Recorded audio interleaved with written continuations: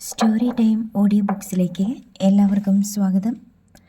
അനുരാധ എഴുതിയ സ്വയം, അധ്യായം 3. ഉത്കണ്ഠയുടെ നാളുകൾ കടന്നുപോയി. പ്രൊഫസർ സുശീലയുടെ കത്ത് വന്നില്ല. മറ്റ് തിരക്കുകൾക്കിടയിൽ ടീച്ചർ തൻ്റെ കാര്യം മറന്നുപോയതായിരിക്കുമെന്ന് ഉമ ബലമായി സംശയിച്ചു. എങ്കിലും ട്യൂഷൻ ഏർപ്പാട് ചെയ്തു തരാമെന്നുള്ള അപേക്ഷയുമായി വീണ്ടും അവരെ അലോസരപ്പെടുത്താനും മടി തോന്നി. കോളേജിൽ ഇൻ്റർവ്യൂവിന് ചെല്ലേണ്ട ദിവസം വന്നെത്തി. അഡ്മിഷൻ ഫീസ് അടയ്ക്കാതെ കോളേജിൽ ചേരാനാകില്ല. മറ്റു പോംവഴികളൊന്നുമില്ലാതെ വന്നപ്പോൾ ഉമ പത്മാവതി അമ്മയോട് പ്രശ്നം തുറന്നു പറഞ്ഞു. അവരുടെ കയ്യിലും അത്ര വലിയ തുകയൊന്നും ഉണ്ടായിരുന്നില്ല. കൃഷ്ണേട്ടൻ സാമ്പത്തിക ഞെരുക്കത്തിലാണ് എപ്പോഴുമെന്നറിയാം. നളിനിയേട്ടത്തി ഇപ്പോൾ ഗർഭിണിയുമാണ്. പിന്നെ ആരോട് ചോദിക്കും? അവസാനം ഉമ ഒരു തീരുമാനത്തിലെത്തി. കോളേജിൽ ചെന്ന് പ്രിൻസിപ്പലിനെ നേരിൽ കണ്ട് അഡ്മിഷൻ ഫീസ് അടയ്ക്കാൻ കുറച്ച് ദിവസത്തെ സമയം കൂടി തരാൻ അപേക്ഷിക്കുക. കോളേജിൽ നിന്ന് പ്രീ ഡിഗ്രിക്ക് കഴിഞ്ഞ അധ്യയന വർഷത്തിൽ ഏറ്റവും കൂടുതൽ മാർക്ക് വാങ്ങി പാസ്സായ വിദ്യാർത്ഥിനി എന്ന നിലയ്ക്ക് എന്തെങ്കിലും പ്രത്യേക പരിഗണന കിട്ടുവാനുള്ള സാധ്യതയുണ്ട്. പ്രിൻസിപ്പലിന് തന്നോട് കരുണ തോന്നുവാൻ പ്രാർത്ഥിച്ചുകൊണ്ട് ഉമ കോളേജിലേക്ക് പുറപ്പെട്ടു. കോളേജിൻ്റെ ഗേറ്റിനരികിൽ തുളസി അവളെ കാത്തു നിൽക്കുന്നുണ്ടായിരുന്നു. തുളസിയുടെ മുഖത്ത് വല്ലാത്ത പരിഭ്രമം. വന്യമൃഗങ്ങൾക്ക് നടുവിലെന്ന പോലെ കൺകോണുകൾ നാലുപാടും പായിച്ചുകൊണ്ടുള്ള അവളുടെ നിൽപ്പ് കണ്ടപ്പോൾ സഹതാപം തോന്നി. ഉമയെ കണ്ട ഉടനെ ഒരു രക്ഷാകേന്ദ്രം കണ്ടെത്തിയ ആശ്വാസത്തോടെ അവൾ ഓടി വന്നു. വളരെ നാളുകൾക്ക് ശേഷം കണ്ടുമുട്ടുന്ന ഉറ്റ സ്നേഹിതകൾക്കുണ്ടാകുന്ന ആഹ്ലാദിരേകമായിരുന്നു രണ്ടുപേരുടെയും മുഖത്ത്. ഉദ്യോഗം മനസ്സിലൊതുക്കി തുളസിയുടെ കൂടെ ഉമ ഇൻ്റർവ്യൂ നടക്കുന്ന ഹാളിനെ ലക്ഷ്യമാക്കി നടന്നു. പ്രിൻസിപ്പലിൻ്റെ റൂമിൻ്റെ വാതിൽക്കൽ നല്ല തിരക്ക്. അദ്ദേഹം അകത്തുണ്ടെന്ന് തീർച്ചയായി. പക്ഷേ നേരിലൊന്ന് കാണുവാൻ എന്താണ് വഴി? ഉമ ആകാംക്ഷയോടെ വാതിൽക്കലേക്ക് നോട്ടം ഊന്നിക്കൊണ്ട് കാത്തുനിന്നു. വാതിലിന് മുമ്പിലെ ആൾത്തിരക്ക് കുറയുന്ന ലക്ഷണമില്ല. ഇൻ്റർവ്യൂ തുടങ്ങേണ്ട സമയം അടുത്തു വന്നു. ഇൻ്റർവ്യൂ കമ്മിറ്റിയിൽ കഴിഞ്ഞ വർഷം തന്നെ പഠിപ്പിച്ചിരുന്നവരാരെങ്കിലും ഉണ്ടായിരുന്നെങ്കിൽ അങ്ങനെയൊരു പ്രതീക്ഷ മാത്രമേ അവശേഷിക്കുന്നുള്ളൂ. ഉമയെ നേരത്തെ തന്നെ പരിചയമുള്ള ഒരു പ്യൂൺ പ്രിൻസിപ്പലിൻ്റെ മുറിയിൽ നിന്നിറങ്ങി വരുന്നത് കണ്ടു. അയാൾ നേരെ അവളുടെ അടുത്ത് വന്നറിയിച്ചു, കുട്ടിയെ പ്രിൻസിപ്പൽ സർ വിളിക്കുന്നു. തുളസിയോട് ഞാനിപ്പോൾ വരാം എന്ന് പറഞ്ഞിട്ട് ഉമ പ്രിൻസിപ്പലിൻ്റെ മുറിയിലേക്ക് ചെന്നു. പ്രിൻസിപ്പൽ ഒഴികെ മറ്റാരും ഉണ്ടായിരുന്നില്ല അവിടെ. ഫയലിൽ നിന്ന് മുഖമുയർത്തിക്കൊണ്ട് പ്രിൻസിപ്പൽ ചോദിച്ചു, ഉമയല്ലേ? അതെ സർ. പ്രിൻസിപ്പലിൻ്റെ മുഖത്തെ ഗൗരവം പെട്ടെന്ന് മാഞ്ഞു. മീശ വലപ്പിൽ നിന്ന് സാമാന്യം ഘനമുള്ള ഒരു കവർ നീട്ടിക്കൊണ്ട് ആർദ്രത തുളുമ്പുന്ന സ്വരത്തിൽ അദ്ദേഹം പറഞ്ഞു, പ്രൊഫസർ സുശീല ഉമയെ ഏൽപ്പിക്കാൻ പറഞ്ഞ് ഇവിടേക്ക് കൊടുത്തയച്ചതാണ്. കവർ ഭവ്യതയോടെ കയ്യിൽ വാങ്ങി. ഉമ ഏത് കോഴ്സിനാണ് ചേരുന്നത്? പ്രിൻസിപ്പൽ ചോദിച്ചു. ബികോമിന്. കൊള്ളാം, അതിനും ഒന്നാമതാകണം കേട്ടോ. കഴിഞ്ഞ ദിവസങ്ങളിലായി താൻ അനുഭവിച്ച മനോവേദന പെട്ടെന്ന് അലിഞ്ഞലിഞ്ഞ് ഇല്ലാതാകുന്നത് പോലെ തോന്നി. അഡ്മിഷൻ ഫീ അടയ്ക്കാൻ അല്പം കൂടി സാവകാശം തരണമെന്ന് അഭ്യർത്ഥിക്കാൻ തുടങ്ങുമ്പോൾ പ്രിൻസിപ്പൽ പറഞ്ഞു, എല്ലാ വിവരങ്ങളും സുശീല അറിയിച്ചിട്ടുണ്ട്. അവരുടെ അച്ഛന് സുഖമില്ല. അതുകൊണ്ട് സുശീല 1 മാസമായി ലീവിലാണ്. സ്നേഹമിശ്രണമായ പുഞ്ചിരിയോടെ പ്രിൻസിപ്പൽ തുടർന്നു, ഉമ്മയ്ക്ക് എല്ലാ സഹായങ്ങളും ചെയ്യാൻ ഞാൻ ഓഫീസ് സ്റ്റാഫിനെ നേരത്തെ അറിയിച്ചിട്ടുണ്ട്. Best of luck. നന്ദി അറിയിച്ചുകൊണ്ട് പ്രിൻസിപ്പാലിൻ്റെ മുറിയിൽ നിന്ന് പുറത്തിറങ്ങി. മനസ്സിൽ സന്തോഷം നിറഞ്ഞു തുളുമ്പുകയാണ്. തിരക്കൊഴിഞ്ഞ ഒരു കോണിലേക്ക് നീണ്ടു നിന്നുകൊണ്ട് കവർ തുറന്നു. കവറിനകത്ത് സുശീല ടീച്ചറിൻ്റെ ഒരു കത്തും കുറച്ച് പണവും ഉണ്ടായിരുന്നു. പ്രിയപ്പെട്ട ഉമ്മേ, എൻ്റെ അച്ഛന് സുഖമില്ലാതെ ഹോസ്പിറ്റലിലാണ്. അതുകൊണ്ട് ഞാനും അച്ഛനെ ശുശ്രൂഷിച്ചുകൊണ്ട് ഹോസ്പിറ്റലിൽ കഴിയുകയാണ്. അച്ഛന് ഭേദമുണ്ടെങ്കിലും 2 ആഴ്ച കൂടി ഹോസ്പിറ്റലിൽ കഴിയേണ്ടി വരും. ഞാൻ മടങ്ങിയെത്തുമ്പോഴേക്കും കോളേജ് അഡ്മിഷൻ്റെ ഡേറ്റ് കഴിയും. അതിനാലാണ് ഈ കത്ത്. ട്യൂഷൻ ഏർപ്പാട് ചെയ്തിട്ടുണ്ട്. കൂടുതൽ വിവരങ്ങളൊക്കെ നേരിൽ കാണുമ്പോൾ പറയാം. കുട്ടികളെയും ഞാൻ നേരിൽ പരിചയപ്പെടുത്തി തരാം. കവറിലെ പണം ട്യൂഷൻ ഫീസിൻ്റെ അഡ്വാൻസാണ്. സസ്നേഹം, സുശീല ടീച്ചർ. ടീച്ചറെക്കുറിച്ച് ഓർത്തപ്പോൾ ഉമ്മയുടെ ഹൃദയം ആദരവും കൃതജ്ഞതയും കൊണ്ട് നിറഞ്ഞു. സ്വന്തം ജീവിതത്തിലെ പ്രശ്നങ്ങൾക്കും തിരക്കിനുമിടയിലും തൻ്റെ കാര്യം ഓർമ്മിച്ചതിന് മനസ്സുകൊണ്ട് ടീച്ചർക്ക് 1000 വട്ടം നന്ദി പറഞ്ഞു. തുളസിയും ഉമയും ഫീസടച്ച് ഡിഗ്രി കോഴ്സിന് ചേർന്നു. ഒരേ ക്ലാസ്സിൽ തന്നെ 2 പേർക്കും അഡ്മിഷൻ കിട്ടിയത് അവരെ വളരെയേറെ സന്തോഷിപ്പിച്ചു. വീട്ടിലെത്തിയ ഉമയെ കണ്ടപ്പോൾ പത്മാവതി അമ്മ ആകാംക്ഷയോടെ തിരക്കി. പോയ കാര്യം എന്തായി? സുശീല ടീച്ചറിൻ്റെ കയ്യിൽ നിന്ന് പണം കിട്ടിയമ്മേ. ഫീസൊക്കെ അടച്ചു, കോളേജിൽ ചേർന്നു. കടമായിട്ടാണോ പൈസ തന്നത്? ആ, സ്കോളർഷിപ്പ് കിട്ടുമ്പോൾ കൊടുക്കാമല്ലോ. പട്ടണത്തിൽ 2 കുട്ടികൾക്ക് ട്യൂഷൻ ഏർപ്പാടാക്കിക്കൊണ്ട് ടീച്ചർ ട്യൂഷൻ ഫീസിൻ്റെ അഡ്വാൻസായി തന്ന പൈസ കൊണ്ടാണ് ഫീസ് അടയ്ക്കാൻ പറ്റിയത്. ട്യൂഷനോ? ആർക്കാ? അതൊക്കെ ടീച്ചർ പിന്നെ പറയും. ടീച്ചർ ലീവായിരുന്നു, അതുകൊണ്ട് എനിക്ക് ഇന്ന് കാണാൻ പറ്റിയില്ല. കോളേജിൽ ചേരുന്ന കാര്യം തന്നെ അച്ഛന് വലിയ സമ്മതമൊന്നും ഉണ്ടായിരുന്നില്ല. സ്കോളർഷിപ്പ് കിട്ടുന്നത് കൊണ്ട് പണച്ചിലവൊന്നും വരില്ല എന്ന് പറഞ്ഞ് ഞാൻ അച്ഛനെ ഒരുവിധം സമാധാനിപ്പിച്ചതെന്നേ ഉള്ളൂ. ഇനി അന്യവീടുകളിൽ പോയി ട്യൂഷൻ എടുക്കാമെന്ന് വെച്ചാൽ പ്രായമായ പെണ്ണല്ലേ നീ? അതൊക്കെ ടീച്ചർക്കും അറിയാമല്ലോ അമ്മേ. നല്ല വീട്ടിലല്ലേ അവരേർപ്പാട് ചെയ്തിട്ടുണ്ടാവുള്ളൂ. അതൊന്നും ഓർത്ത് അമ്മ വിഷമിക്കേണ്ട. അമ്മ അച്ഛൻ്റെ സമ്മതം വാങ്ങി തന്നാൽ മതി. മറ്റെന്തൊക്കെയോ ഓർത്ത് നെടുവീർപ്പിട്ടുകൊണ്ട് പത്മാവതി അമ്മ അർദ്ധസമ്മതം മൂളി. കോളേജിൽ ചേരാൻ കഴിഞ്ഞതോടെ തൻ്റെ ജീവിതത്തിന് കൂടുതൽ അർത്ഥവ്യാപ്തി കൈവന്ന പോലെ ഉമയ്ക്ക് തോന്നി. സ്വന്തം മാതാപിതാക്കൾക്ക് ഭാരമാകാതെ ജീവിക്കുക എന്ന ലക്ഷ്യത്തിലേക്കുള്ള ആദ്യത്തെ കാൽവെപ്പ് വിജയകരമായി പൂർത്തിയാക്കപ്പെട്ടു. ഒരു യജ്ഞം ആരംഭിക്കുകയാണ്. ലക്ഷ്യത്തിലെത്താൻ ബഹുദൂരം പിന്നിടേണ്ടതുണ്ട്. കല്ലും മുള്ളും നിറഞ്ഞ വഴിയാണ് മുന്നിൽ. സംഘർഷങ്ങൾ ധാരാളം ഉണ്ടാകും, ജയ അപജയങ്ങളും. കണ്ണുകൾ ഈറനാകാതെ മനക്കരുത്തോടെ മുന്നോട്ട് നീങ്ങണം. ഉമ ദൃഢനിശ്ചയം ചെയ്തു. കോളേജ് തുറന്ന് ഒരാഴ്ച കഴിഞ്ഞപ്പോഴാണ് സുശീല ടീച്ചർ ലീവ് കഴിഞ്ഞെത്തിയത്. രോഗം ഭേദമായി ടീച്ചറിൻ്റെ അച്ഛൻ സ്വന്തം വീട്ടിലേക്ക് പോയത്രേ. ടീച്ചറോട് എങ്ങനെയാണ് നന്ദി പറയേണ്ടതെന്ന് അറിയില്ലായിരുന്നു. താൻ എങ്ങനെ പ്രത്യേകിച്ചൊന്നും ചെയ്തില്ലല്ലോ എന്ന ഭാവമായിരുന്നു ടീച്ചർക്ക്. ട്യൂഷൻ പഠിപ്പിക്കേണ്ട കുട്ടികളുടെ വീട്ടിലേക്ക് ഉമയെ കൊണ്ടുപോയി. ടീച്ചറിൻ്റെ വീടിൻ്റെ അയൽപ്പക്കത്താണ് വീട്. ജയ എന്നും മായ എന്നും പേരുള്ള 8ലും 7ലും പഠിക്കുന്ന 2 മിടുക്കി കുട്ടികൾ. അവരുടെ മാതാപിതാക്കൾ വിദേശത്തായിരുന്നു. കുട്ടികൾ അവരുടെ മുത്തശ്ശിയുടെ കൂടെയും. നല്ല പെരുമാറ്റമായിരുന്നു അവരുടേത്. പഠിക്കാനും കുട്ടികൾ പിന്നിലല്ല. അതുകൊണ്ട് ഉമയുടെ ജോലി സുഗമമായി. ആദ്യ ദിവസം ട്യൂഷനും കഴിഞ്ഞ് സന്ധ്യയ്ക്ക് വീട്ടിലെത്തിയപ്പോൾ അച്ഛൻ എന്ത് പറയുമെന്ന ആശങ്കയോടെയാണ് പടി കയറിയത്. ഗൗരവത്തിൽ തൻ്റെ മുഖത്തേക്കൊന്ന് തുറച്ചു നോക്കിയതല്ലാതെ അച്ഛനൊന്നും പറഞ്ഞില്ല. ഉമയ്ക്ക് ആശ്ചര്യം തോന്നി. അച്ഛൻ്റെ മനസ്സിൽ കോപം തിളച്ചു മറിയുകയാണെന്ന് തീർച്ച. തന്നിഷ്ടക്കാരിയായ മകളെക്കുറിച്ച് താൻ എന്തിന് തലപുകയ്ക്കണം എന്ന ചിന്തയാണോ മൗനത്തിന് പിറകിൽ? ഏതായാലും ഒന്നും കണ്ടില്ലെന്ന് നടിക്കുകയാണ് തൽക്കാലം നല്ലതെന്ന് തോന്നി. മാസത്തിൻ്റെ അവസാന ദിവസം ട്യൂഷൻ കഴിഞ്ഞിറങ്ങാൻ തുടങ്ങുമ്പോൾ കുട്ടികളുടെ മുത്തശ്ശി ഉമയ്ക്ക് 300 രൂപ നൽകിക്കൊണ്ട് പറഞ്ഞു, ഉമയുടെ 1 മാസത്തെ ശമ്പളം. അയ്യോ, എനിക്ക് ശമ്പളമൊന്നും വേണ്ട. കടമായി തന്ന രൂപ ആദ്യം മടക്കിയെടുത്തോളൂ. ഓ, അതൊന്നും സാരമില്ല, അത് പിന്നെ തന്നാൽ മതി. മുത്തശ്ശി ലാഘവത്തോടെ ചിരിച്ചു. പോരാ, അതാദ്യം മുത്തശ്ശി എടുക്കണം, ഉമ പറഞ്ഞു. ഉമ വല്ലാതെ നിർബന്ധിച്ചപ്പോൾ 2 പേർക്കും വിരോധമില്ലാത്തൊരു നിലപാട് സ്വീകരിച്ചുകൊണ്ട് അവർ പറഞ്ഞു, 50 രൂപ വെച്ച് എല്ലാ മാസവും ശമ്പളത്തിൽ നിന്ന് പിടിച്ചേക്കാം, പോരെ? 250 രൂപ ബാഗിലിട്ട് ആ വീട്ടിൽ നിന്നിറങ്ങുമ്പോൾ ഉമയുടെ മനസ്സിൽ സംതൃപ്തി തുളുമ്പുകയായിരുന്നു. ആദ്യമായി തനിക്ക് കിട്ടിയ ശമ്പളം, തൻ്റെ അധ്വാനത്തിൻ്റെ പ്രതിഫലം. ഉമയ്ക്കത് അമ്മയെ ഏൽപ്പിക്കാൻ തിടുക്കമായി. വീട്ടിലെത്തിയ ഉടനെ ഡ്രസ്സ് മാറുവാൻ കൂടി സമയം പാഴാക്കാതെ നേരെ അമ്മയെ അന്വേഷിച്ചു ചെന്നു. പത്മാവതി അമ്മ അടുക്കളയിലായിരുന്നു. അമ്മയുടെ മുഖം വല്ലാതെ കരുവാളിച്ചിരിക്കുന്നത് ശ്രദ്ധിച്ചു. കണ്ടയുടനെ അവർ മടിക്കുത്തിൽ നിന്നും ഒരു കത്തെടുത്ത് അവളെ ഏൽപ്പിച്ചു. ചേച്ചിയുടെ കത്ത്. ആകാംക്ഷയുടെ കത്ത് വായിച്ചു. പതിവ് പോലെ കണ്ണുനീരിൽ കുതിർന്ന കത്ത്. അന്ന് ശിവേട്ടൻ ആവശ്യപ്പെട്ട 1000-ൽ പാതി സംഖ്യയെ ചേച്ചി പോയപ്പോൾ കൊടുത്തയച്ചിരുന്നുള്ളൂവല്ലോ. ബാക്കി 500 രൂപ കത്ത് കിട്ടിയ ഉടൻ മണി ഓർഡർ അയക്കണമെന്ന് പ്രത്യേകം എഴുതിയിരിക്കുന്നു. രൂപയുടെ കാര്യം പറഞ്ഞ് ശിവേട്ടൻ ചേച്ചിയെ തേജോവധം ചെയ്യുകയാണത്രേ. ഉമ ബാഗിൽ നിന്ന് നോട്ടുകളെടുത്ത് അമ്മയുടെ കയ്യിൽ ഏൽപ്പിച്ചു. നിനക്ക് എവിടുന്ന ഈ പണം? അമ്മയുടെ കണ്ണുകളിൽ ആശ്ചര്യത്തോടൊപ്പം ആശ്വാസവും പ്രതിഫലിക്കുന്നത് ശ്രദ്ധിച്ചു. ട്യൂഷൻ്റെ ശമ്പളം. അമ്മ ഇത് ചേച്ചിക്ക് അയച്ചു കൊടുത്തേക്കൂ.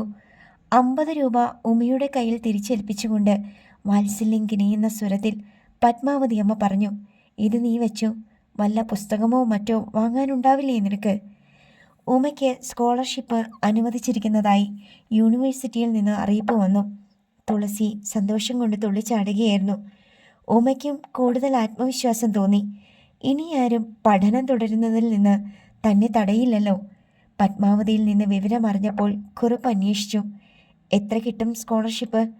തുക എത്രയാണെന്നറിഞ്ഞപ്പോൾ തരക്കേടില്ലല്ലോ എന്നൊരു അംഗീകാരവും. ആ വാക്കിലടങ്ങിയ അഭിനന്ദനത്തേക്കാൾ ഉമയുടെ ഹൃദയത്തെ സ്പർശിച്ചത് അച്ഛൻ്റെ നീരസം മാറി എന്ന അറിവാണ്. ഉമ ട്യൂഷൻ കഴിഞ്ഞ് മടങ്ങുന്ന വഴി ഇടയ്ക്ക് പ്രൊഫസർ സുശീലയുടെ വീട്ടിൽ കയറും. അവരുമായി ദീർഘനേരം സംസാരിച്ചിരിക്കും. വീട്ടിലെ ചുറ്റുപാടുകളെക്കുറിച്ചും ശാസ്ത്രയുദ്ധത്തിന് വേണ്ടിയുള്ള തൻ്റെ പരിശ്രമങ്ങളെക്കുറിച്ചുമൊക്കെ ഉമ അവരോട് പറയാറുണ്ട്. അപ്പോൾ അവർ പറയും, പെൺകുട്ടികളെന്നാൽ ഒന്നിനും ഉതകാത്തവരാണ്, കുടുംബത്തിന് ഭാരമാണ് എന്നൊക്കെ വിചാരിക്കുന്ന ഉമയുടെ അച്ഛനെപ്പോലുള്ളവരുടെ ധാരണ മാറ്റിയെടുക്കുവാൻ ഒരൊറ്റ വഴിയേയുള്ളൂ: ആത്മവിശ്വാസത്തോടെ സ്വന്തം കഴിവുകളും സിദ്ധികളും വികസിപ്പിച്ചെടുക്കുക. ഏത് പരിതസ്ഥിതിയിലും സ്വന്തം മൂല്യങ്ങളിൽ ഉറച്ചു നിൽക്കുവാനുള്ള ആത്മധൈര്യം നേടുക. ക്രമേണ ഉമ്മയുടെ ശ്രമങ്ങൾക്കും നേട്ടങ്ങൾക്കും അംഗീകാരം കിട്ടാതിരിക്കില്ല. സൗമ്യസ്വരത്തിലുള്ളതെങ്കിലും ഗാംഭീര്യമാർന്ന അവരുടെ വാക്കുകൾ ഉമയെക്കുറിച്ചൊന്നുമല്ല ആശ്വസിപ്പിക്കാറുള്ളത്. തൻ്റെ എല്ലാ പരിശ്രമങ്ങൾക്കുമുള്ള ധാർമ്മിക പിന്തുണ ലഭിച്ചതും പ്രൊഫസർ സുശീലയിൽ നിന്നായിരുന്നു. അവരുടെ മുൻപിലിരിക്കുമ്പോൾ എല്ലാ ദുഃഖങ്ങളും മഞ്ഞുരുകും പോലെ അപ്രത്യക്ഷമാകും. ശാന്തഗംഭീരമായ അവരുടെ വാക്കുകൾ ഒരു സഞ്ജീവനിയായി അവരുടെ മനസ്സിൽ അലിഞ്ഞു ചേരും. തുളസിയും മറ്റൊരു ആശ്വാസ കേന്ദ്രമായിരുന്നു. തുളസിയെപ്പോലെ ഒരു സ്നേഹിതയെ ലഭിച്ചത് തൻ്റെ ഭാഗ്യമായി തന്നെ ഉമ കരുതി. ഉമ കോളേജിലെത്തുമ്പോൾ തുളസി അവളെയും കാത്ത് വെയിറ്റിംഗ് റൂമിൽ ഇരിക്കുന്നുണ്ടാകും. തുളസിയുടെ വീട് കോളേജിനടുത്താണ്. നടന്നു പോകാവുന്ന ദൂരം മാത്രം. ഉമയും തുളസിയും ഒരുമിച്ച് ക്ലാസ്സിലേക്ക് പോകാറുള്ളൂ. ഇരിക്കുന്നതും അടുത്തടുത്ത് ഒരേ ബെഞ്ചിൽ തന്നെ. ക്ലാസ് കഴിഞ്ഞ് മടങ്ങുമ്പോൾ സ്റ്റോപ്പ് വരെ തുളസി അവളെ അനുഗമിക്കും. നാൾക്കുനാൾ അവരുടെ സൗഹൃദം വളർന്നു. എങ്കിലും തുളസി തന്നിൽ നിന്ന് എന്തൊക്കെയോ ഒളിക്കാൻ ശ്രമിക്കുന്നത് പോലെ ഉമയ്ക്ക് തോന്നി. ചില ദിവസങ്ങളിൽ അവളുടെ കണ്ണുകൾ ചുവന്ന് കലങ്ങിയിരിക്കുന്നത് കാണാം. കാരണം എന്തെന്ന് ചോദിച്ചാൽ ഉറക്കം വിളിച്ച് വായിച്ചത് കൊണ്ടാണെന്നായിരിക്കും മറുപടി. അങ്ങനെയുള്ള ചോദ്യോത്തരങ്ങൾക്കിടയിൽ ആ നീലമിഴികളുടെ ആഴങ്ങളിൽ ഏതോ നിഗൂഢതയുടെ കാർമേഘങ്ങൾ ഉമയുടെ ശ്രദ്ധ ആകർഷിക്കാറുണ്ട്. സ്വന്തം വീടിനെക്കുറിച്ചും കുടുംബാംഗങ്ങളെക്കുറിച്ചുമൊക്കെ ഉമ തുളസിയോട് പറയും. വീട്ടിലെ അപ്രധാന സംഭവങ്ങൾ പോലും അവളുടെ സംഭാഷണങ്ങളിൽ കടന്നു വരും. പക്ഷേ തുളസി സ്വന്തം വീടിനെക്കുറിച്ചോ വീട്ടുകാരെക്കുറിച്ചോ ഒന്നും പറയാറില്ല. എന്തെങ്കിലും അങ്ങോട്ട് ചോദിച്ചാൽ തന്നെ മറുപടി പറയാതെ തന്ത്രപൂർവ്വം ഒഴിഞ്ഞു മാറുകയാണ് പതിവ്. പലപ്പോഴും തുളസി പറയും, എങ്ങനെയെങ്കിലും ഒരു ഡിഗ്രി എടുക്കണം, എന്നാലേ ഞാൻ രക്ഷപ്പെടൂ. എന്തിൽ നിന്ന് രക്ഷപ്പെടുമെന്ന കാര്യമാണ് നീ പറയുന്നത് എന്ന് ചോദിച്ചാൽ അതൊക്കെ ഒരു വലിയ കഥയാണ് ഉമ്മേ എന്ന് മാത്രം പറഞ്ഞ് അവസാനിപ്പിക്കും തുളസി. കൂടുതലൊന്നും പറയാൻ അവൾ ഒരിക്കലും തയ്യാറായിട്ടില്ല. ഗൗരവമുള്ള എന്തോ ഒരു പ്രശ്നം അവളുടെ മനഃശാന്തി നഷ്ടപ്പെടുത്തുന്നതായി ഉമയ്ക്ക് പലപ്പോഴും തോന്നി. പക്ഷേ അതെന്തിനാണെന്നതിനെക്കുറിച്ച് ഒരു സൂചന പോലും ലഭിച്ചില്ല. ആൺകുട്ടികളിൽ ചിലർ തുളസിയെ തിലോത്തമ എന്ന് വിളിച്ച് കളിയാക്കുന്നത് പതിവാക്കി കഴിഞ്ഞിരുന്നു. അപ്പോഴൊക്കെ തുളസി വല്ലാതെ ചൂളിപ്പോകുന്നത് കാണാം. ഇടയ്ക്ക് അവൾ പൊട്ടിക്കരഞ്ഞ് പോകാറുണ്ട്. ആൺകുട്ടികളുടെ കൊച്ചു തമാശകൾ അവളെ ഇത്രയധികം വികാരാധീനയാക്കുന്നതെന്തെന്ന് ഉമയ്ക്ക് ഊഹിക്കാനായില്ല. ഒരു ദിവസം രണ്ടുപേരും ഒരുമിച്ച് ക്ലാസ് മുറിയിലേക്ക് നടക്കുകയായിരുന്നു. ഒരു സംഘം ആൺകുട്ടികൾ അവർക്കെതിരെ നടന്നു വരുന്നത് കണ്ടു. തുളസിയെ കളിയാക്കാനും അപമാനിക്കാനും കച്ചകെട്ടി ഇറങ്ങിയിരിക്കുന്നവരിൽ ചിലരാണവർ. ആ പോക്കിരി സംഘത്തിൻ്റെ നേതാവ് വെങ്കടേശാണ്. പട്ടണത്തിലെ ഏറ്റവും വലിയ ജൗളിക്കട ഉടമയുടെ ഏകപുത്രൻ. വെങ്കു ഇല്ലാത്ത കോളേജ് സമരങ്ങളും അടിപിടികളും ഇല്ലെന്ന് തന്നെ പറയാം. കോളേജിൽ അയാളെ അറിയാത്തവരാരുമില്ലായിരുന്നു. പതിവ് പോലെ വെങ്കടേഷ് തന്നെയാണ് മുന്നിൽ നടന്നിരുന്നത്. സാധാരണ തുളസിയെ കാണുമ്പോൾ തിലോത്തമ തിലോത്തമ എന്ന് വിളിച്ചുകൊണ്ടുള്ള കൂക്കുവിളികളും പൂച്ചക്കരച്ചിലുമൊക്കെയേ പതിവുള്ളൂ. അങ്ങനെയൊരു ബഹളത്തിന് ശേഷം അവർ കടന്നു പോകുമെന്നാണ് പ്രതീക്ഷിച്ചിരുന്നത്. ഉമയും തുളസിയും വരാന്തയുടെ ഓരത്തുകൂടെ കഴിയുന്നതും ഒതുങ്ങി നടന്നു. പെട്ടെന്ന് മുമ്പിലേക്ക് കടന്നു നിന്ന് വെങ്കടേഷ് അവരെ തടഞ്ഞു നിർത്തി. എന്തിനും മടിക്കാത്ത പോക്കിരിയാണ് മുന്നിൽ.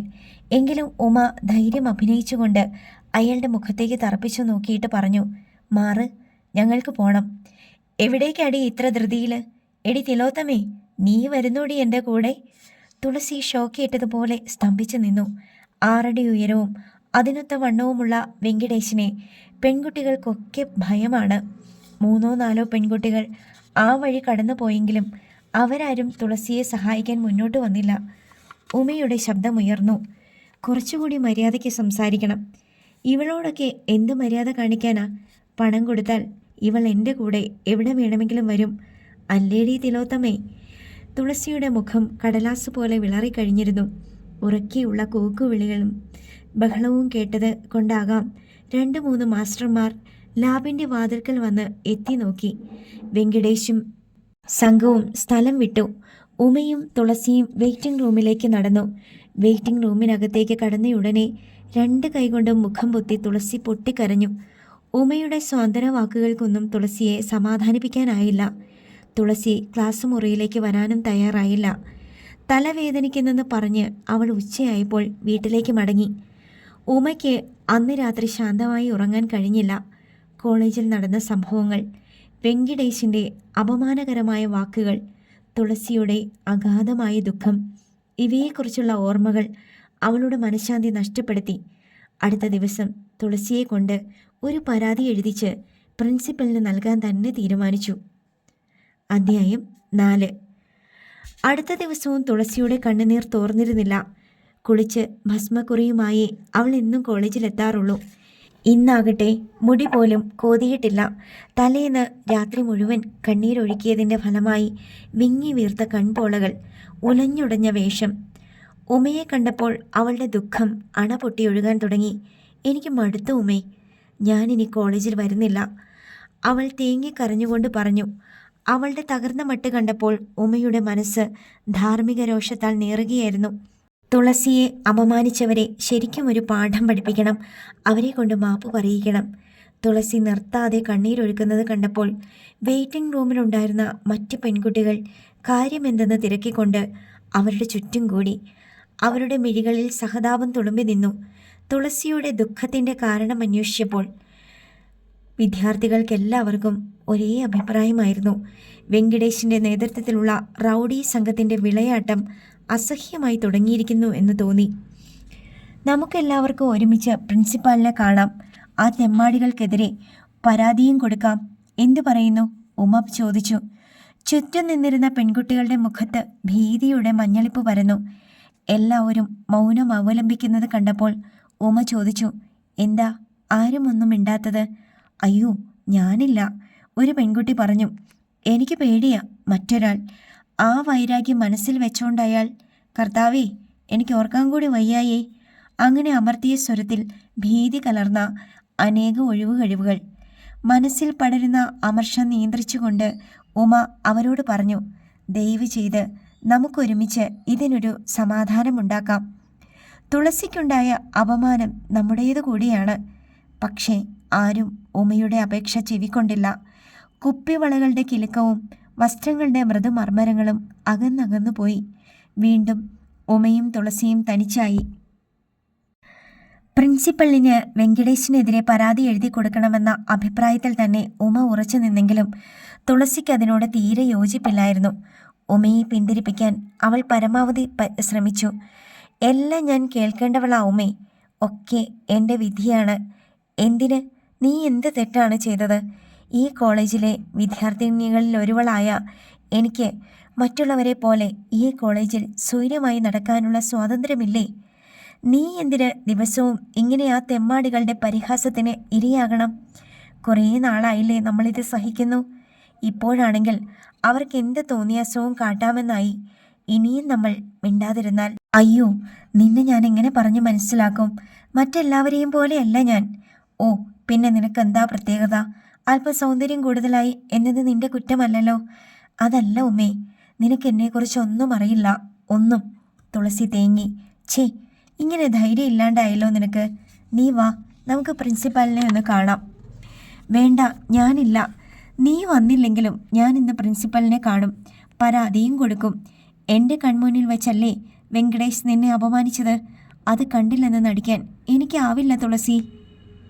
ഉമയെ പിന്തിരിപ്പിക്കാനാവില്ലെന്ന് മനസ്സിലായപ്പോൾ തുളസി മടിച്ചാണെങ്കിലും അവളെ അനുഗമിച്ചു. ഉച്ചയൊഴിവിൻ്റെ നേരം പ്രിൻസിപ്പൽ ഇരിക്കുന്ന മുറിക്കകത്തേക്ക് വന്നപ്പോൾ പരിചയഭാവം കലർന്ന പുഞ്ചിരിയോടെ അദ്ദേഹം ചോദിച്ചു, എന്താ ഉമ്മേ വിശേഷം? പഠിത്തമൊക്കെ എങ്ങനെ? നല്ല മാർക്കുകളൊക്കെ ഉണ്ടല്ലോ. ഉണ്ട് സർ. പ്രിൻസിപ്പൽ തൻ്റെ മുഖം മറന്നിട്ടില്ല എന്ന കാര്യം ഉമയ്ക്ക് കൂടുതൽ ആത്മവിശ്വാസമേകി.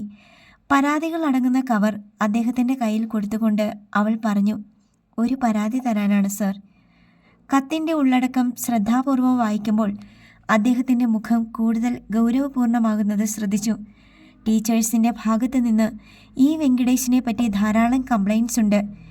എന്തായാലും ഞാൻ അയാളെ വിളിച്ചൊന്ന് ഉപദേശിച്ചു നോക്കാം. ഇത്തരം അൺറൂലി എലമെൻസിനോട് എന്തെങ്കിലും പറയാൻ തന്നെ സൂക്ഷിക്കണം.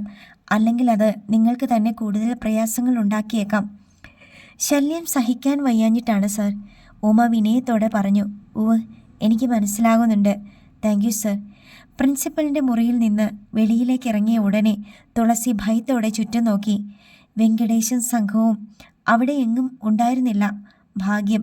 ഉമേ, എനിക്ക് വല്ലാത്ത പേടി തോന്നുന്നു. നമ്മൾ ഈ ചെയ്തതൊക്കെ ആ വെങ്കടേശങ്ങാനും അറിഞ്ഞാൽ? നീയൊന്ന് ധൈര്യമായിരിക്കേണ്ട തുളസി. നീ ഭയപ്പെടുന്നത് പോലെയൊന്നും സംഭവിക്കാൻ പോകുന്നില്ല. ക്ലാസ് കഴിഞ്ഞ് വൈകുന്നേരം പിരിയും മുമ്പ് ഉമ വീണ്ടും ഓർമ്മിപ്പിച്ചു. ദേ, ഇനി ഇതും പറഞ്ഞ് ക്ലാസ്സിൽ വരാതിരിക്കല്ലേ? ഇല്ല. വല്ലായ്മയോടെയാണെങ്കിലും തുളസി സമ്മതിച്ചു. പിറ്റേന്ന് ഉമ കോളേജിലെ വെയിറ്റിംഗ് റൂമിൽ ചെന്നപ്പോൾ തുളസി അവിടെ ഉണ്ടായിരുന്നില്ല. ബെല്ലടിക്കുന്നത് വരെ പ്രതീക്ഷിച്ച് ഇരുന്നെങ്കിലും അവളെ കണ്ടില്ല. തുളസിയെ കൂടാതെ ക്ലാസ്സിൽ പോകാൻ ഉമയ്ക്ക് ഒട്ടും ഉത്സാഹം തോന്നിയില്ല. പഠനത്തിൽ ശ്രദ്ധിക്കാനും കഴിഞ്ഞില്ല. തുളസി എന്താണ് കോളേജിൽ വരാത്തത്? പെട്ടെന്ന് തളർന്നു പോകുന്ന മൃദുലമായ മനസ്സാണ് അവളുടേത്. അന്നത്തെ സംഭവം അവളുടെ മനസ്സിനെ വല്ലാതെ നോവിച്ചിട്ടുണ്ട്. ഇനി ഒരിക്കലും കോളേജിലേക്ക് വരേണ്ടെന്ന് തീരുമാനിച്ചിരിക്കുകയാണോ തുളസി? പിറ്റേന്നും തുളസി വന്നില്ല.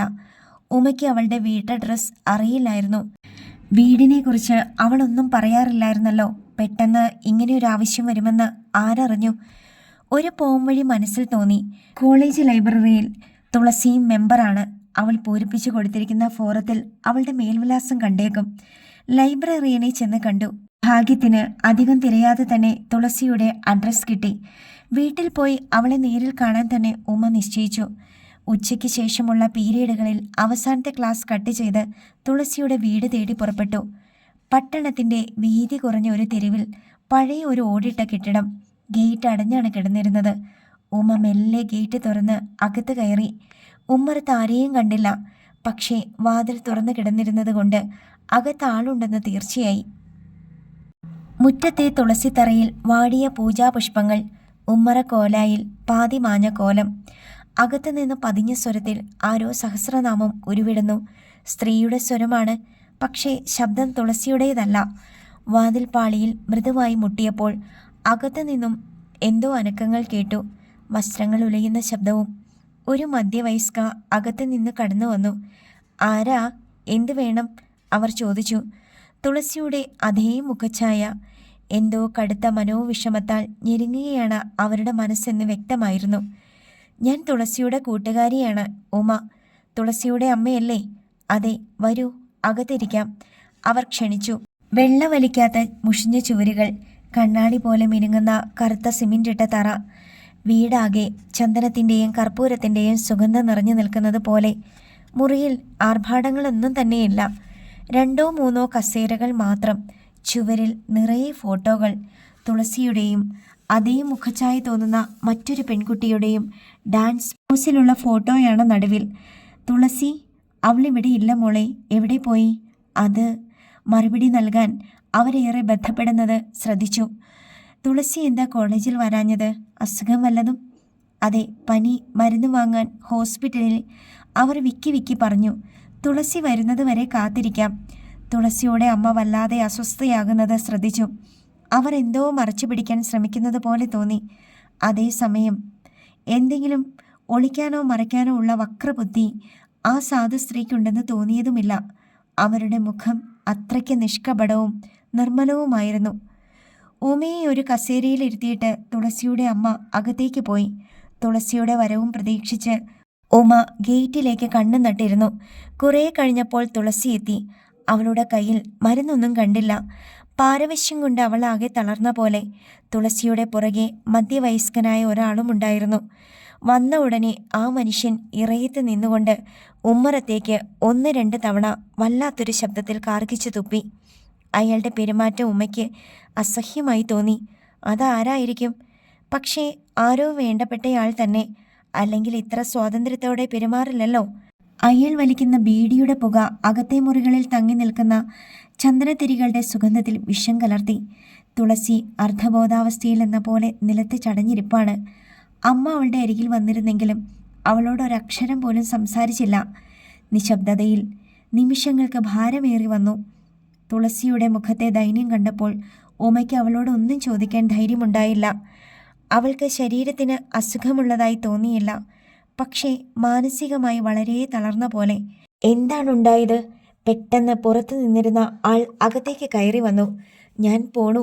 ജാമ്യത്തിലിറക്കാൻ പൈസ കുറേ ചിലവായി. മുതലാളിയോട് SI ഒന്ന് നേരിൽ കാണാൻ പറയാം. തുളസിയുടെ നേരെ തിരിഞ്ഞ് അയാൾ തുടർന്നു.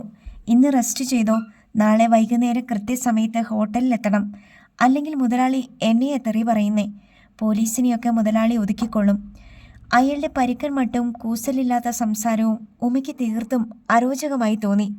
എന്നാൽ തുളസി അനുസരണ ഭാവത്തിൽ തലയാട്ടുന്നതാണ് കണ്ടത്. വരാന്തയിൽ ഇറങ്ങി നീട്ടിയൊന്ന് കാർക്കിച്ച് തുപ്പിയിട്ട് ആ മനുഷ്യൻ പടിയിറങ്ങിപ്പോയി. നിശബ്ദതയുടെ ഘനം പേറിയ നിമിഷങ്ങൾ കടന്നുപോയി. പെട്ടെന്ന് മുള ചീന്തും പോലെ തുളസി പൊട്ടിക്കരഞ്ഞു. അമ്മയോ അവളെ മാറോടണച്ചുകൊണ്ട് വാവിട്ട് നിലവിളിക്കാൻ തുടങ്ങി. ഉമ എല്ലാത്തിനും മൂകസാക്ഷിയായി. കുറേ കഴിഞ്ഞപ്പോൾ തുളസിക്ക് മനസാന്നിധ്യം തിരിച്ചു കിട്ടിയിരിക്കണം. അവൾ എഴുന്നേറ്റ് പോയി മുഖം കഴുകി തിരിച്ചു വന്നു. അമ്മ കൊണ്ടുവന്ന് കൊടുത്ത തണുത്ത വെള്ളം ഒറ്റ ശ്വാസത്തിന് കുടിച്ചു തീർത്തു. നീ എപ്പോഴാ വന്നത്? തുളസി ചോദിച്ചു. കുറേ നേരമായി, ഉമ പറഞ്ഞു. തുളസി കോളേജിൽ വരാത്തതിൻ്റെ കാരണം എന്തെന്ന് ചോദിക്കാനാണ് വന്നതെങ്കിലും അവളോട് അതൊന്നും ചോദിക്കാനുള്ള സന്ദർഭം അതല്ലെന്ന് ഉമയ്ക്ക് തോന്നി. കോളേജിലെ വിശേഷങ്ങൾക്ക് ദുഃഖസാന്ദ്രമായ ആ അന്തരീക്ഷത്തിൽ പ്രസക്തി തോന്നിയില്ല. അവർ വീണ്ടും മൗനം ഭജിച്ചു. ഉമ യാത്ര പറഞ്ഞിറങ്ങാൻ ഭാവിക്കുകയായിരുന്നു. തുളസിയുടെ അമ്മ തടഞ്ഞു. ഞാൻ കുറച്ച് കാപ്പി ഉണ്ടാക്കാം. ഉമ അത് കുടിച്ചിട്ട് പോയാൽ മതി. അവർ അടുക്കളയിലേക്ക് പോയപ്പോൾ വീണ്ടും ഉമയും തുളസിയും തനിച്ചായി. ഉമയെ ആശ്ചര്യാധീനയാക്കിക്കൊണ്ട് തുളസി വാചാലയായി. ഞാൻ ഭയന്നിരുന്നത് പോലെയൊക്കെ സംഭവിച്ചു ഉമേ. നമ്മൾ പ്രിൻസിപ്പലിൻ്റെ അടുത്ത് കംപ്ലൈൻറ്റ് ചെയ്തതിന് ആ വെങ്കടേഷ് എന്നോട് ശരിക്കും പകരം വീട്ടി. പകരം വീട്ടിയെന്നോ? എങ്ങനെ? ഉമ ഉദ്യോഗത്തോടെ തുളസിയുടെ വാക്കുകൾക്കായി കാതോർത്തു. എന്നെക്കുറിച്ച് ഞാനൊന്നും നിന്നോട് പറഞ്ഞിട്ടില്ലല്ലോ. ഒരു നെടുവീർപ്പയച്ചുകൊണ്ട് തുളസി പറഞ്ഞു. വെങ്കടേശും കൂട്ടരും എന്നെ തിലോത്തമി എന്ന് വിളിച്ച് കൂക്കി വിളിക്കാറുള്ളപ്പോൾ അതെൻ്റെ സൗന്ദര്യം കണ്ടിട്ടാണെന്നല്ലേ നീ പറയാറുള്ളത്? പക്ഷേ സത്യം അതല്ല ഉമേ. തിലോത്തമ എന്നത് എൻ്റെ പേര് തന്നെയാണ്. ഞാൻ നൃത്തം ചെയ്യുന്ന ഹോട്ടലിൻ്റെ നടത്തിപ്പുകാർ എനിക്കിട്ടിരിക്കുന്ന പേര്. ഹോട്ടൽ ലോബിയിലെ കറുത്ത ബോർഡിൽ വെട്ടിത്തിളങ്ങുന്ന അക്ഷരത്തിൽ അവർ എഴുതി വച്ചിരിക്കുന്നു, ക്യാബറെ ഡാൻസ് ബൈ തിലോത്തമ എന്ന്. തുളസി പറയുന്നതൊന്നും ഉമയ്ക്ക് വിശ്വസിക്കാനായില്ല. താനൊരു ദുസ്വപ്നത്തിൻ്റെ മായാവലയത്തിലാണെന്ന് പോലും അവൾ സംശയിച്ചു പോയി. നീ എന്താ ഷോക്കേറ്റ പോലെ ഇരിക്കുന്നത്? വീണ്ടും തുളസിയുടെ ഇടറുന്ന സ്വരം. നിന്റെ സ്നേഹിത ഒരു ക്യാബറെ ഡാൻസറാണ് എന്നറിയുമ്പോൾ നിനക്കെന്നോട് വെറുപ്പ് തോന്നുന്നുണ്ടാകും അല്ലേ? നിന്റെ സൗഹാർദ്ദം നഷ്ടപ്പെടുമോ എന്ന ഭയം കൊണ്ടാണ് ഞാൻ ഇതുവരെ നിന്നിൽ നിന്ന് ഇതൊക്കെ മറച്ചു വെച്ചത്. വെങ്കടേശൻ എന്നെ നേരത്തെ തന്നെ അറിയാം. ഞാൻ നൃത്തം ചെയ്യുന്ന ഹോട്ടലിലെ സ്ഥിരം സന്ദർശകനാണ് അയാൾ. അയാൾ മിക്ക ദിവസവും ഹോട്ടലിൽ വരും. കുറേ കുടിക്കും, പിന്നെ എൻ്റെ നൃത്തം കാണും. ചിലപ്പോഴൊക്കെ കുറേ നോട്ടുകൾ എൻ്റെ മുഖത്തേക്ക് വലിച്ചെറിയും. പ്രിൻസിപ്പൽ അയാളെ വിളിച്ച് താക്കീത് നൽകിയിട്ടുണ്ടാകണം. അത് അയാളെ വല്ലാതെ ചുണ്ടി പിടിപ്പിച്ച് കാണും. ഹോട്ടലിൽ ഞാൻ നഗ്ന നൃത്തം നടത്തുന്നുവെന്ന് പോലീസ് സ്റ്റേഷനിൽ പരാതി നൽകി അയാൾ എന്നെ അറസ്റ്റ് ചെയ്യിച്ചു. വർഗീസ് ചേട്ടൻ വന്നാണ് എന്നെ ജാമ്യത്തിലിറക്കിയത്. നൃത്തത്തിനുള്ള കരാർ എടുത്തിരിക്കുന്നതും അയാളാണ്. എനിക്ക് അയാൾ ദിവസക്കൂലി തരും. എന്നെ അണിയാനുള്ള ഡ്രസ്സും. നടുക്കത്തിൽ നിന്നും സ്വതന്ത്രയായപ്പോൾ തുളസിയുടെ ഈറനണിഞ്ഞ കണ്ണുകളിലേക്ക് ഉറ്റുനോക്കിക്കൊണ്ട് ഉമ പറഞ്ഞു. എനിക്ക് നിന്നെ നല്ലപോലെ അറിയാം തുളസി. അതുകൊണ്ട് തന്നെ നിന്നെ ഒരിക്കലും വെറുക്കാനും കഴിയില്ല. സാഹചര്യങ്ങളാണ് നിന്നെ ഈ തൊഴിൽ ചെയ്യാൻ പ്രേരിപ്പിച്ചതെന്നും എനിക്ക് ഊഹിക്കാൻ കഴിയും. ഉമയെ 2 കൈകൊണ്ട് ചേർത്തണച്ചുകൊണ്ട് നിർവൃതി തുളുമ്പുന്ന സ്വരത്തിൽ തുളസി പറഞ്ഞു. അല്പം മുമ്പ് വരെ ഈ ശപിക്കപ്പെട്ട ജീവിതം അവസാനിപ്പിച്ചാൽ എന്തെന്ന് പോലും ഞാൻ ആലോചിച്ചിരുന്നതാണ്. ഇപ്പോൾ തോന്നുന്നു നീയുമായുള്ള സ്നേഹബന്ധത്തിൻ്റെ അമൂല്യ നിമിഷങ്ങൾക്ക് വേണ്ടി മാത്രമായിട്ടെങ്കിലും ജീവിക്കണമെന്ന്. നിന്റെ ഊഹം ശരിയാണ്. ജീവിക്കാൻ മറ്റു മാർഗമൊന്നുമില്ലാതിരുന്നത് കൊണ്ട് മാത്രമാണ് ഞാൻ ഈ തൊഴിലിനിറങ്ങിയത്. എൻ്റെ അച്ഛന് സ്വന്തമായി ഒരു ഡാൻസ് ട്രൂപ്പ് ഉണ്ടായിരുന്നു. ഉത്സവപ്പറമ്പിലും മറ്റും ബാലെ അവതരിപ്പിച്ചാണ് അച്ഛൻ വീട്ടുചെലവിനുള്ള വകയുണ്ടാക്കിയിരുന്നത്. ഞാനും വാണിയക്കനും അച്ഛൻ്റെ കീഴിൽ നൃത്തം അഭ്യസിച്ചു. ഞങ്ങളെ ക്ലാസിക്കൽ ഡാൻസിൽ വലിയ കലാകാരികളാക്കണമെന്നായിരുന്നു അച്ഛൻ്റെ മോഹം. പക്ഷേ വിധി മറ്റൊന്നായിരുന്നു. ഒരു ദിവസം ബാലെ കഴിഞ്ഞ് മടങ്ങി വരുമ്പോൾ ബസ് ആക്സിഡൻറ്റിൽപ്പെട്ട് അച്ഛൻ മരിച്ചു. അതോടെ അമ്മയും ഞങ്ങളും പട്ടിണിയിലായി. ബാലെ ട്രൂപ്പിൽ ഒരംഗമായിരുന്ന വർഗീസ് ചേട്ടനാണ് വാണിയക്കയെ ഒരു ഹോട്ടലിൽ നൃത്ത പരിപാടിക്ക് ഏർപ്പാടാക്കിയത്. 2 പേർക്കും ഫീസ് അടയ്ക്കാനുള്ള കഴിവില്ലാതിരുന്നതുകൊണ്ട് അക്ക പഠിത്തം നിർത്തി. വർഷങ്ങൾ 3-4 കടന്നുപോയി. ഞാൻ പ്രീ ഡിഗ്രി സെക്കൻഡ് ഇയറിന് പഠിക്കുമ്പോൾ ഒരു ദിവസം പതിവ് പോലെ ഹോട്ടലിൽ നൃത്ത പരിപാടിക്ക് എന്ന് പറഞ്ഞു പോയ അക്ക മടങ്ങി വന്നില്ല. ഒരു ഹോട്ടൽ ജീവനക്കാരൻ്റെ കൂടെ അക്ക ഒളിച്ചോടിപ്പോയെന്ന് പിന്നീട് അറിഞ്ഞു. വർഗീസ് ചേട്ടനാണ് അപ്പോഴും ഞങ്ങളെ രക്ഷിച്ചത്. അക്കയുടെ ഒഴിവിൽ എനിക്ക് ഹോട്ടലിൽ ജോലി കിട്ടി. അപ്പോൾ മാത്രമാണ് ഞാൻ നടക്കുന്ന സത്യം മനസ്സിലാക്കുന്നത്. അക്ക ഭരതനാട്യമല്ല, ക്യാബറയാണ് ഹോട്ടലിൽ അവതരിപ്പിച്ചിരുന്നതെന്ന്. പാവം അക്ക ഒറ്റയ്ക്കിരുന്ന് കണ്ണീരൊഴുക്കുന്നത് കണ്ടിരുന്നു. അപ്പോഴൊക്കെ അച്ഛനെ ഓർത്ത് സങ്കടപ്പെടുകയാണെന്നാണ് ഞാൻ ഓർത്തിരുന്നത്. ഒരു പക്ഷേ ഒളിച്ചോടാൻ അക്കയെ പ്രേരിപ്പിച്ചതും ഈ ഹീനമായ തൊഴിലിൽ നിന്ന് മോചനം നേടണമെന്ന ചിന്തയായിരിക്കണം. അക്ക പോയി. ഞാനും അമ്മയും വീണ്ടും പട്ടിണിയിലായി. എൻ്റെ മുമ്പിൽ 2 വഴികളാണുണ്ടായിരുന്നത്. എല്ലാം അമ്മയോട് തുറന്നു പറഞ്ഞ് അമ്മയോടൊപ്പം ആത്മഹത്യക്കൊരുങ്ങുക, അല്ലെങ്കിൽ അക്കയെപ്പോലെ ഒരു ക്യാബറെ നർത്തകിയാവുക. ഞാൻ 2ാമത്തെ വഴി തിരഞ്ഞെടുത്തു. ഹോട്ടലിലെ ആ ജോലി ഞാൻ സ്വീകരിച്ചു. ഈ തൊഴിലിന് ഇറങ്ങേണ്ടി വന്നതിൽ ആദ്യമൊക്കെ എനിക്ക് വലിയ ദുഃഖം തോന്നിയിരുന്നു. എങ്കിലും ഞാൻ പിടിച്ചു നിന്നു. എന്നെങ്കിലും യാഥാർത്ഥ്യമാകുന്ന ഒരു സ്വപ്നം എൻ്റെ ലക്ഷ്യമായി. വിദ്യാഭ്യാസ യോഗ്യതയിലൂടെ നേടിയെടുക്കാവുന്ന മാന്യമായൊരു ജോലി, അതിനുള്ള പരിശ്രമമായിരുന്നു. പിന്നെ എല്ലാ മനോവിഷമങ്ങളും ഉള്ളിലൊതുക്കി ഞാൻ കൂടുതൽ ശ്രദ്ധയോടെ പഠിച്ചു. പ്രീ ഡിഗ്രിക്ക് ഉയർന്ന മാർക്ക് നേടി. പിന്നെ ബികോമിന് ചേർന്നു. ഹോട്ടലിൽ വെച്ച് എന്നെ കണ്ടിട്ടുള്ളവർ പലരും പുറത്തെവിടെയെങ്കിലും വെച്ച് എന്നെ കാണുമ്പോൾ തുറിച്ചു നോക്കും. ചിലർ അശ്ലീല ചുവയുള്ള കമൻസുകൾ പാസ്സാക്കും. എല്ലാം ഞാൻ സഹിച്ചു, ക്ഷമിച്ചു. മറ്റു പോംവഴിയില്ലാത്തത് കൊണ്ട് മാത്രം. ഞാൻ വിചാരിച്ചിരുന്നത് നീയൊരു തൊട്ടാവാടി പെണ്ണാണെന്നാണ്. നിന്റെ ജീവിതത്തിലെ സങ്കീർണമായ പ്രശ്നങ്ങളെ നീ അതിജീവിച്ചതോർക്കുമ്പോൾ എനിക്ക് അത്ഭുതം തോന്നുന്നു. ഞാൻ നിന്നെ സമ്മതിച്ചിരിക്കുന്നു തുളസി. ശരിക്കും ഒരു ചുണക്കുട്ടിയാണ് നീ. കവികളുടെ ഭാഷയിൽ പറഞ്ഞാൽ ശുദ്ധമായ ഉരുക്കിൽ ദൈവം അതിമനോഹരമായി കൊത്തിയുണ്ടാക്കിയ പെണ്ണ്. നിന്നോട് എനിക്കിതുവരെ തോന്നിയിരുന്നത് സ്നേഹം മാത്രമായിരുന്നു. ഇപ്പോൾ ബഹുമാനം തോന്നുന്നു, മതിപ്പ് തോന്നുന്നു. എന്നെ അത്രയ്ക്ക് പൊക്കല്ലേ പെണ്ണേ. തുളസിയുടെ മുഖത്ത് ഒരു പുഞ്ചിരി വിടരുന്നത് കണ്ടപ്പോൾ ഉമയ്ക്ക് ആശ്വാസമായി. വെറും വാക്കല്ല, ഞാൻ ആത്മാർത്ഥമായി പറയുകയാണ്. നീ ഒരു കൊച്ചു മിടുക്കിയാണ്. ഉമയുടെ വാക്കുകളിലെ ആരാധനാഭാവം തുളുമ്പി നിന്നു. അവർ പിന്നെയും പലതും സംസാരിച്ചിരുന്നു. നീ നാളെ കോളേജിൽ വരില്ലേ? ഇറങ്ങാൻ നേരം ഉമ ചോദിച്ചു. വരും, തീർച്ചയായും വരും. ഇനി എന്തൊക്കെ പ്രശ്നങ്ങൾ ഉണ്ടായാലും പിന്മാറാൻ പോകുന്നില്ല.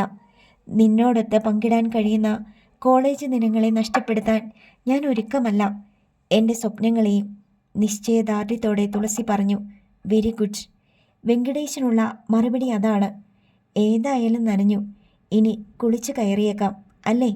തുളസിയുടെ കണ്ണുകളിൽ 2 കൊച്ചു നക്ഷത്രങ്ങൾ തിളങ്ങി. അടുത്ത ഭാഗം നാളെ.